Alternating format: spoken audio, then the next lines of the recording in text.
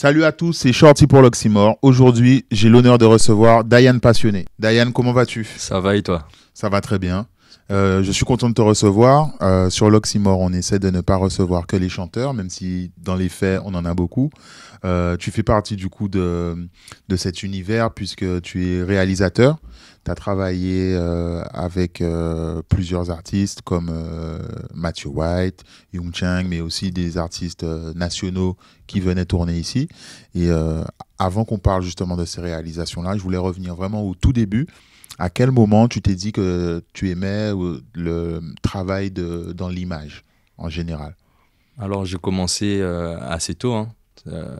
Je commençais avec un petit appareil photo.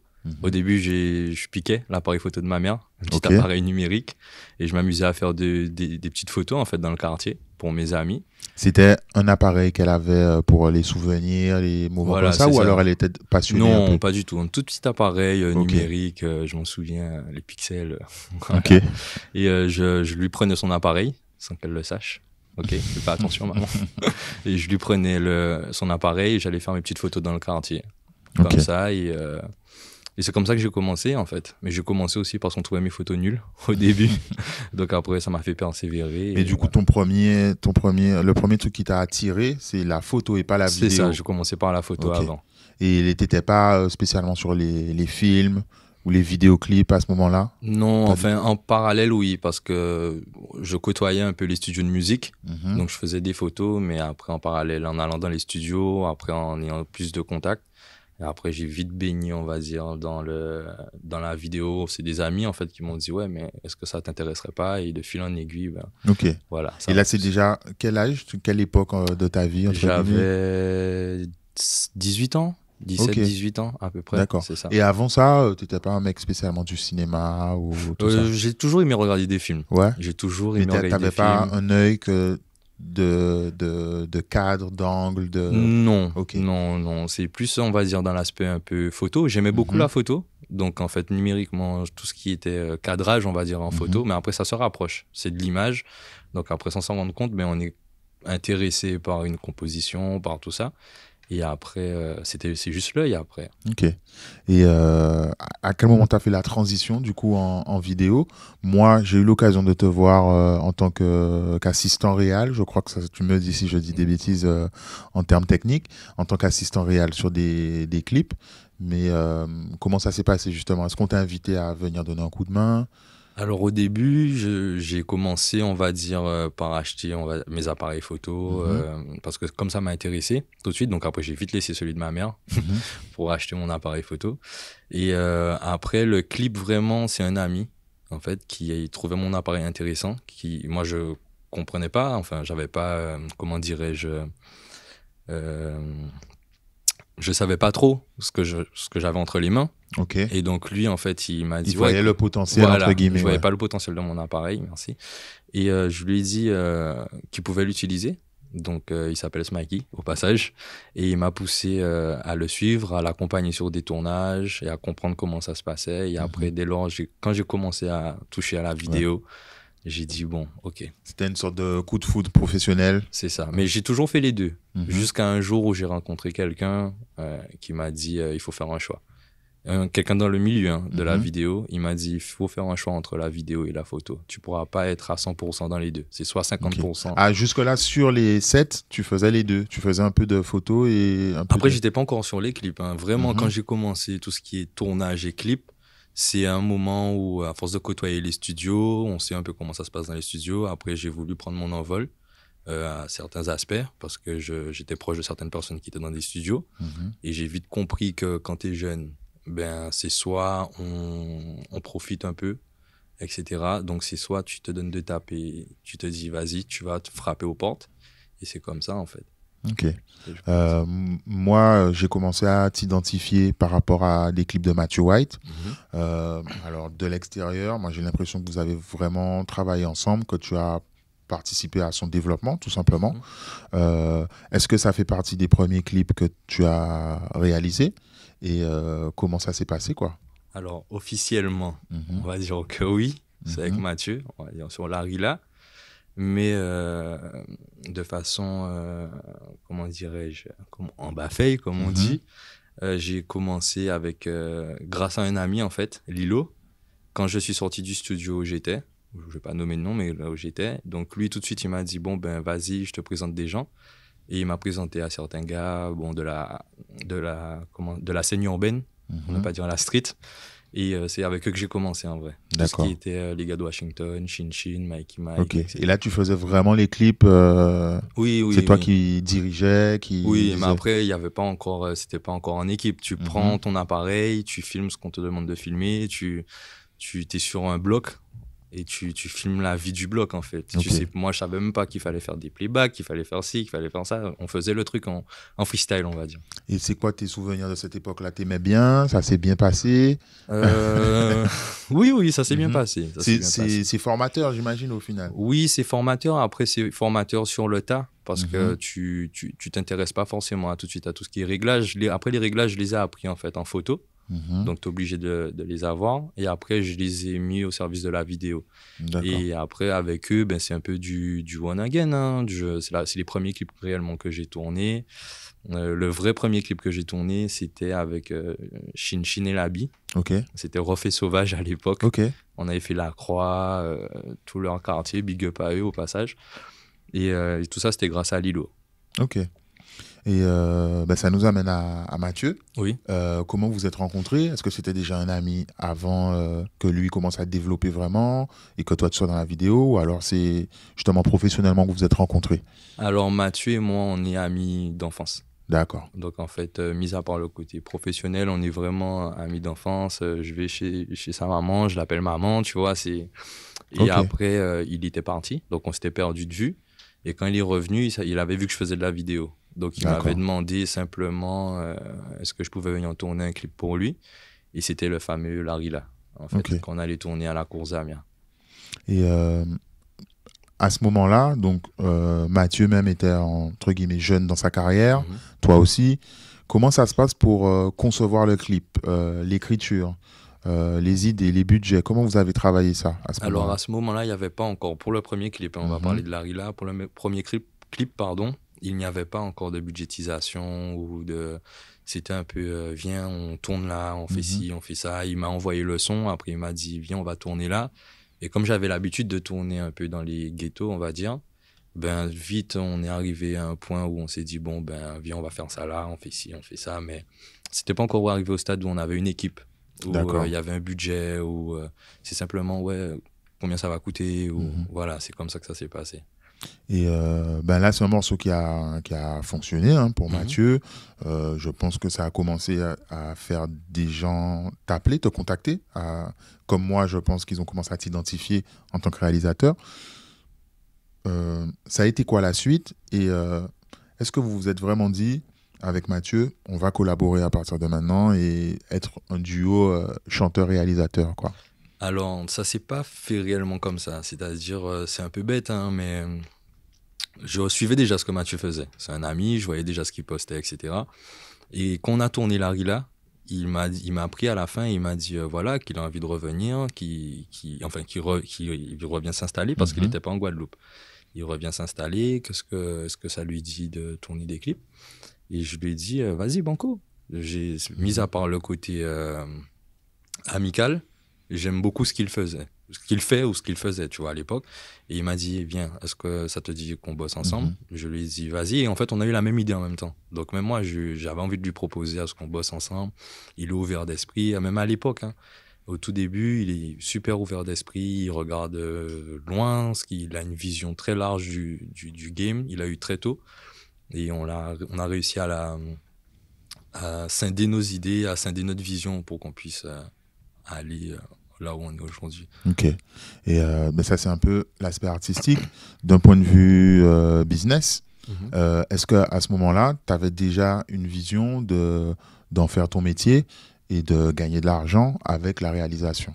Ou alors tu étais encore là dans le kiff, j'aime bien ce qu'il fait, j'ai envie de faire. Ouais, en fait, j'étais encore dans le kiff. Mhm. J'étais encore dans le kiff parce que, ben, en fait, j'avais les parents derrière, surtout ma mère, Mhm. qui me disait, ouais, mais tu sais pas un métier où tu pourras en vivre, ce qui est Mhm. normal, hein, c'est de l'artistique.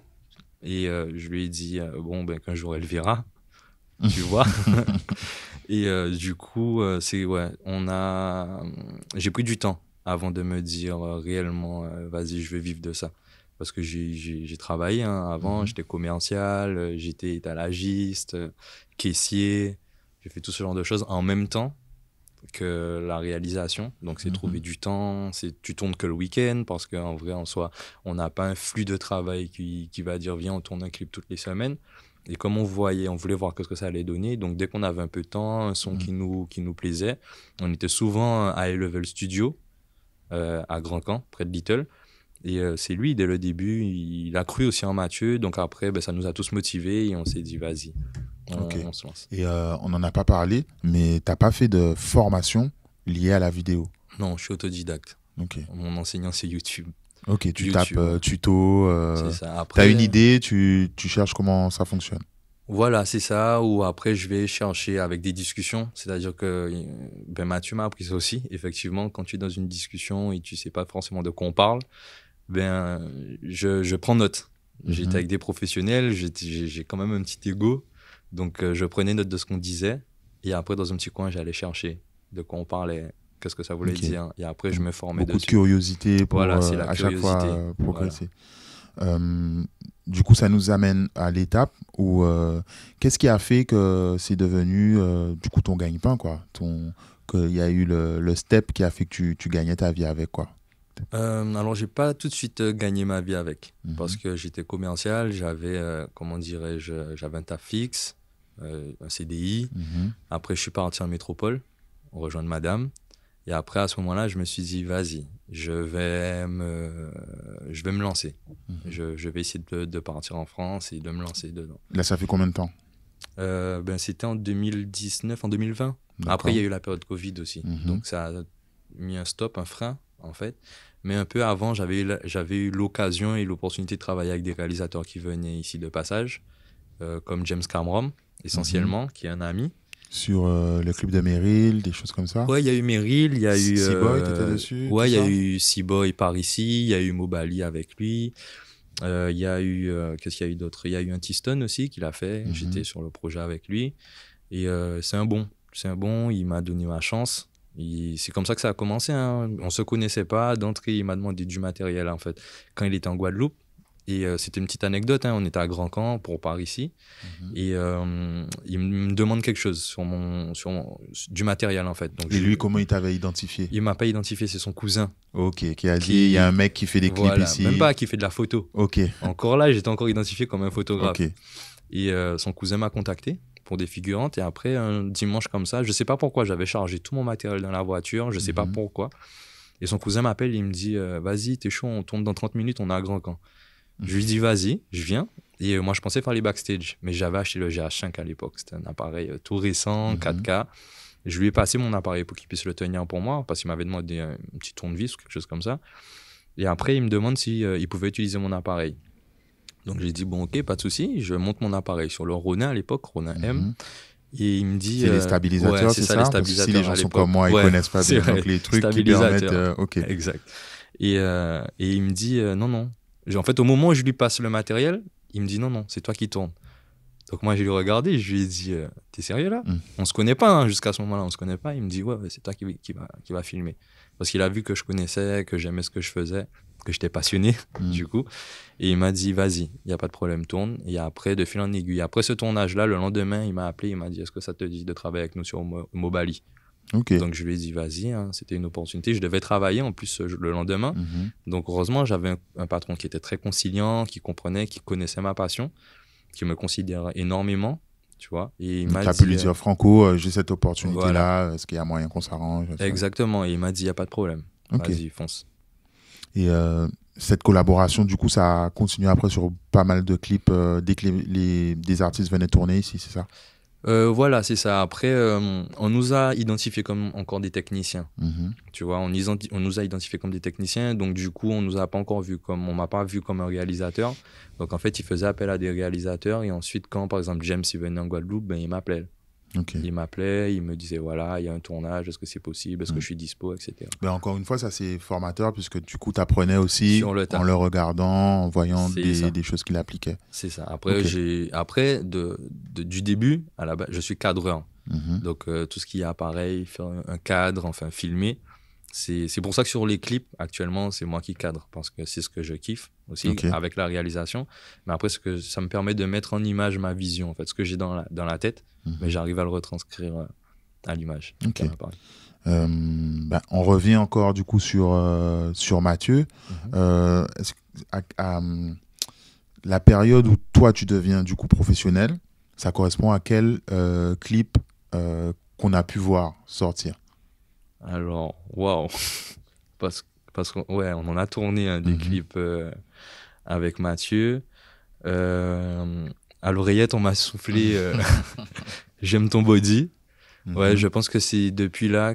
Ouais, en fait, c'est bête, hein, mais c'est dès lors où. Bon, après, c'est pas une réussite en soi, hein, c'est pas ce que je vais dire, mais dès lors où j'ai.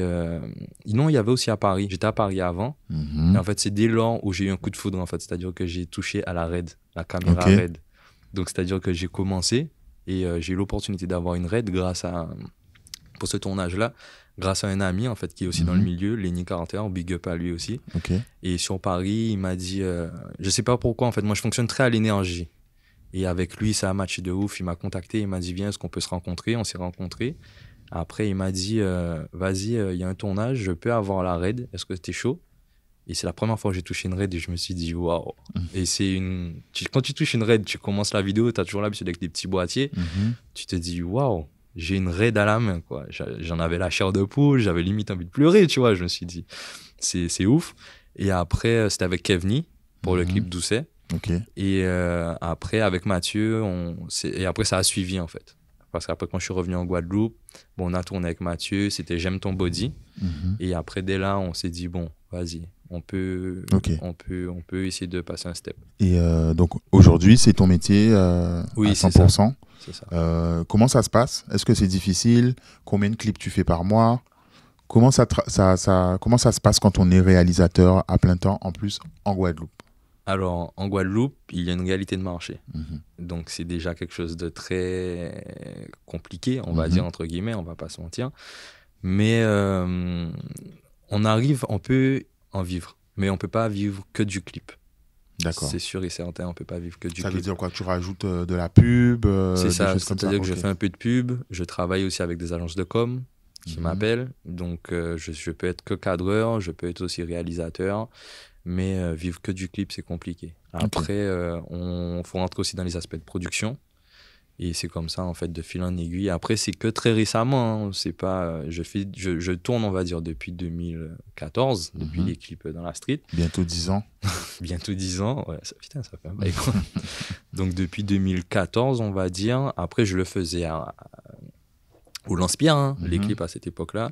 Après, dès lors où on a essayé de professionnaliser la chose, on s'est dit, moi, l'idéal, ça aurait été de tourner 3 clips, 4 clips au mois. Mhm. Après, il faut que ce soit des clips quand même avec un bon budget, si on veut pouvoir s'en sortir, on va dire, plus les pubs, etc.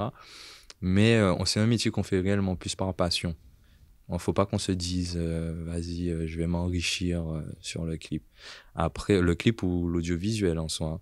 Après, j'ai très vite été, comment dirais-je, c'est que récemment, je me suis rapproché de certaines productions. J'ai eu l'occasion de parler avec des gens, des loueurs de matériel. Par exemple, Flycase, Kevin, big up à lui aussi, Mhm. qui est un très bon ami. Donc, c'est lui qui a Flycase et j'aime énormément passer de temps avec lui parce qu'on discute. Il m'apprend énormément de choses, surtout sur l'aspect productif, etc. Et c'est lui qui m'a ouvert les yeux aussi sur certains aspects. Ok. J'en profite aussi pour le saluer. Il nous a accompagnés sur certains super. événements pour l'Oxymore. Donc, effectivement, big up à lui. C'est un bon lit. Et du coup, voilà, on va plus rentrer dans un aspect de production. Mhm. Et c'est là où on essaie de faire une différence actuellement. D'accord.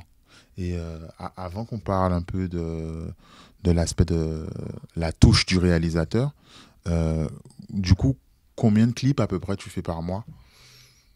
Allez, on va dire, allez, peut-être 2, 3. Mhm. D'accord. Après, il faut savoir aussi qu'il y a des clips où je vais pas forcément... c'est pas... je veux pas que ce soit mal perçu ou mal pris. Mhm. Mais après, c'est vrai qu'il y a une réalité de marché. La réalité de marché, elle existe pour les artistes, mais elle existe aussi pour nous, qui sommes techniciens, qui sommes dans la réalisation, que ce soit le cadreur, etc. Tous les aspects techniques sont importants au sein de l'audiovisuel. Et c'est des petits métiers, c'est des petites mains, en fait, qu'il faut payer, etc. Et il faut savoir que quand il y a des gens qui viennent me contacter, je ne vais pas cracher sur eux, tu vois, c'est Mhm. normal, il y a toutes sortes de budgets. Mais il y a des budgets où il y a des sons aussi que je refuse de faire. La raison, c'est parce que je veux que si mon clip passe à la télé, ma grand-mère puisse le regarder et puisse me dire, OK, je kiffe, je suis fier. Ok. Et c'est ça pour moi, en fait. Et c'est aussi un de mes déclics. C'est qu'un jour, c'était sur un clip de Drake, c'est Warped, Océan, et je savais pas qu'il passait à la télé. Et c'est ma grand-mère, un jour, je la vois devant la télé, à TV, hein, on connaît. Mhm. Je sais pas si je peux nommer. Il n'y a pas de souci. Ok. Il n'y a pas de souci. Et je sais pas. Et c'est elle, je suis en train de manger avec elle devant la télé et je vois que le clip il passe. Et elle me dit, oh, clip là tout belle. Et je la regarde et je lui dis, mais c'est moi qui l'ai fait. Et elle m'a pas cru au début. Mhm. Et je lui dis, non, c'est moi, mamie et tout. Et elle m'a dit, ah ouais, mais pourquoi tu fais pas ça pour en vivre en fait? Mhm. Et c'est à ce moment-là où je me suis dit, ouais, vas-y. Parce Ok. que son avis est très important et ça a été très important pour moi à ce moment. Ok. Du coup, est-ce que tu peux nous parler de ta touche? C'est quoi la touche Diane Passionné? Est-ce que Wow. tu as des spécificités, des couleurs, des lumières? Non, après, j'aime aller dans la tendance. Mhm. C'est-à-dire, comment t'expliquer? J'aime bien voir ce qui se passe ailleurs. Que ce soit en Afrique, que ce soit aux États-Unis, que ce soit en France, enfin partout ailleurs. Et j'aime énormément notre localité, nos Mhm. couleurs, nos traditions. Et en fait, moi, ça aurait été ça. C'est ça, en fait, que j'essaye de prendre. C'est-à-dire nos codes et les imprégner avec peut-être ce qu'il y a ailleurs, des idées D'accord. d'ailleurs, etc. Et c'est ça, en fait, pour moi, le kiff réellement. Ok. Et est-ce qu'il y a un clip, si on doit regarder un clip de toi, Wow. ce serait lequel? Wow. Alors là, là, tu m'as piégé. Là. C'est compliqué pour moi de choisir. Parce que moi, là-bas, je suis un éternel insatisfait. Donc, Mhm. c'est-à-dire que quand un clip sort, j'ai déjà vu tellement de fois en amont que désolé hein, pour les artistes, mais j'arrive plus à le regarder et j'aime pas le clip. Mhm. Parce que pour Tu moi, il y vois a tous les défauts. je vois tous les défauts, je vois qu'il y a une erreur, je sais. Après, quand il y a des gens à côté, ma famille, ma soeur surtout, ma soeur, ma copine, etc., je leur montre. Elles me disent, mais non, mais c'est bien, même si elles étaient sur le tournage, hein, mais je leur dis, ouais, mais moi, il y a ça comme erreur, il y a ça comme lumière qui est pas bonne, etc. Mais sauf que les gens qui regardent le clip, ils connaissent pas ce genre Ouais, d'aspect il n'y a pas technique. cette technicité fine. Mais après, pour moi, un clip, c'était celui de Mathieu et Morane, Voyer. Ok. Ça finit. Ouais, si je devrais choisir un clip, ça serait celui-là. Après, en deuxième position, peut-être I Got You. Mhm. Et oui, Mathieu fait partie de mon top 3 en vrai. Désolé pour les autres, mais après, ça serait tout ça qu'il faut. Mhm. Mais vous avez peut-être aussi développé une affinité qui fait que vous vous écoutez, vous travaillez bien ensemble, ça te permet de C'est ça. bien t'exprimer sur le clip. C'est ça, en fait. C'est rare, mais avec Mathieu, on a cette connexion. C'est-à-dire Mhm. que à peine, par exemple, il va m'envoyer un son, je vais lui envoyer des références, mais en même temps, des fois, ça nous arrivait de nous envoyer les mêmes références. On se Mhm. dit, punaise, pardon, viens si on faisait ça. Et après, lui, il me dit des fois, vas-y, ta carte blanche. Mais après, effectivement, on échange nos idées, etc. Lui, il va rapporter une idée, il va loin.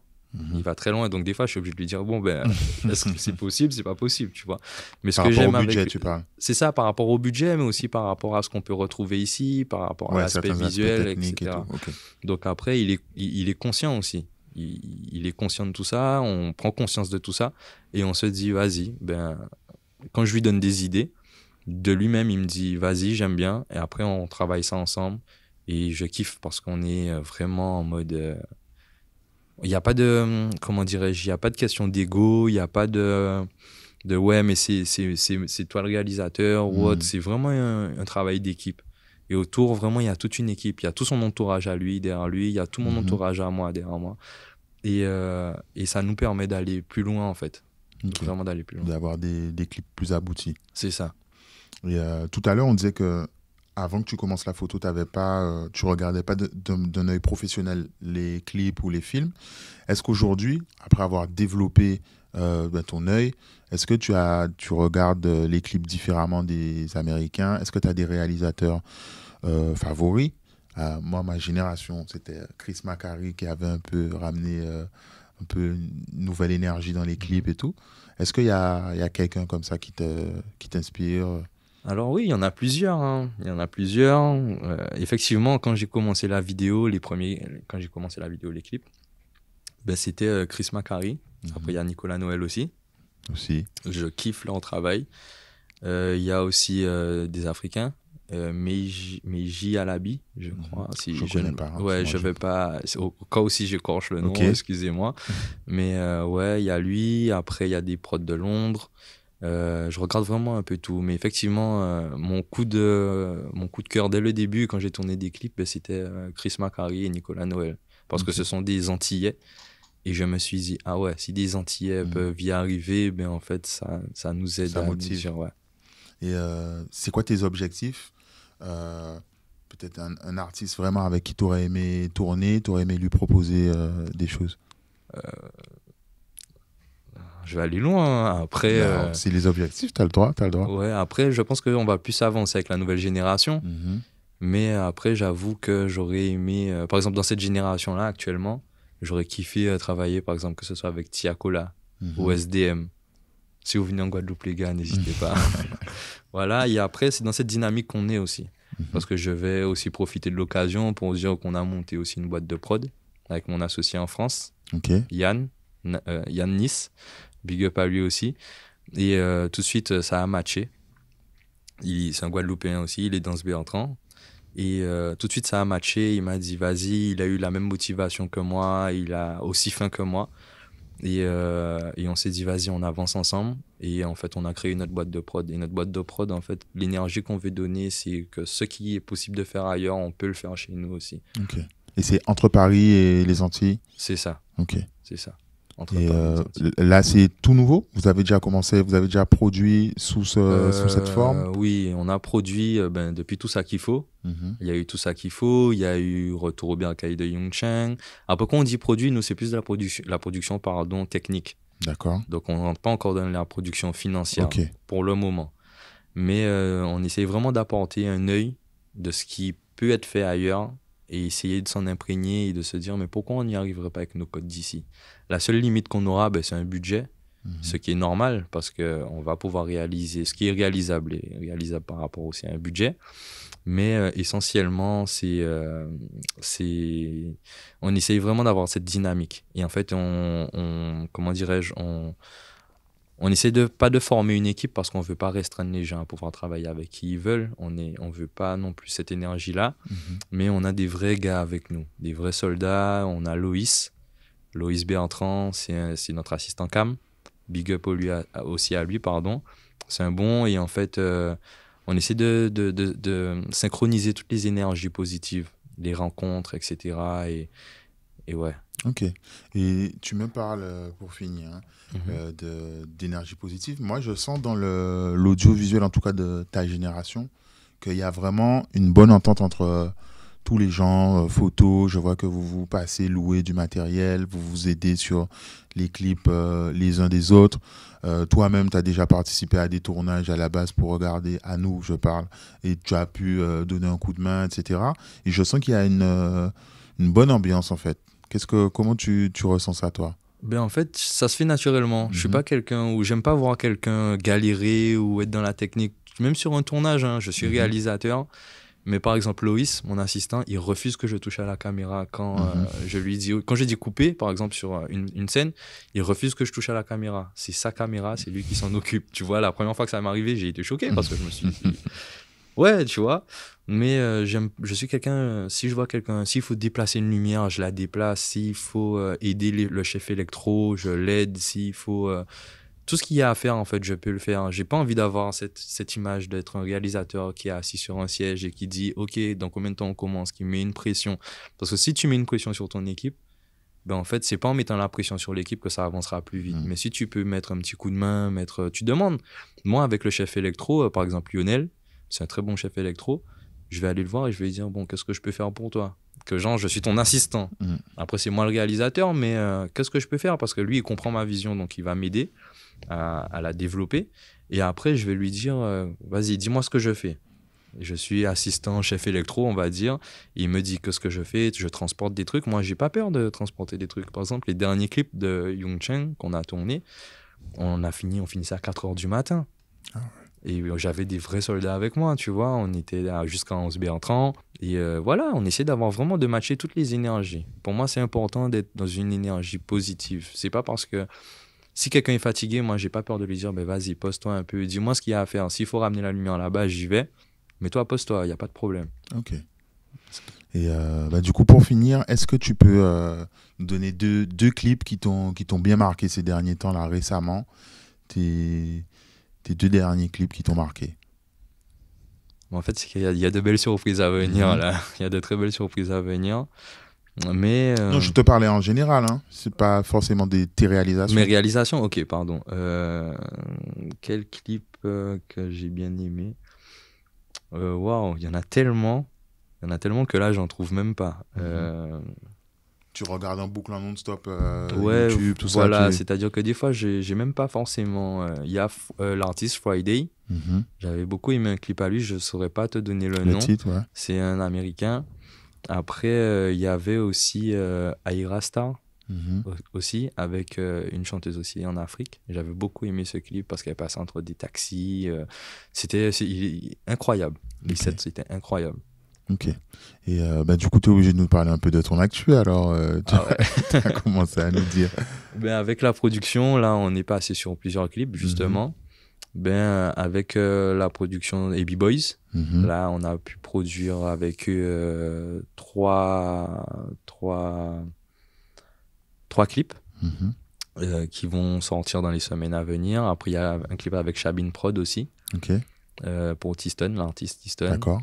Et voilà, eux aussi, ils nous ont fait confiance, ils m'ont fait confiance. Et c'est ça aussi, c'est pour ça que je dis que c'est encore récent. D'accord. Parce que c'est vraiment depuis peu avec Joe Boy de Shabin Prod, il m'a fait confiance un peu depuis l'année dernière, effectivement, mais il faut voir pour pouvoir Bien sûr. travailler. Mais je vais dire vraiment que c'est depuis fin d'année dernière, début de cette année, où vraiment, et encore, je vais dire juillet, août de cette année. Ok. Donc c'est pour ça que je dis que c'est vraiment très récent, où les gens se rapprochent de notre équipe. Parce que je ne vais pas dire de moi, mais vraiment de l'équipe. Parce que pour moi, c'est un vrai travail d'équipe, la production audiovisuelle. Et ils se rapprochent de nous pour vouloir travailler, collaborer, produire. Après, j'espère que ça continuera. Il faut que ça continue. Et c'est pour ça qu'on essaie de toujours faire le maximum pour évoluer et montrer ce qu'on est capable de faire. Ok. Diane, merci beaucoup. Bonne Merci à continuation pour toi. la suite. Ça fait Et plaisir. à bientôt. À bientôt. Yes.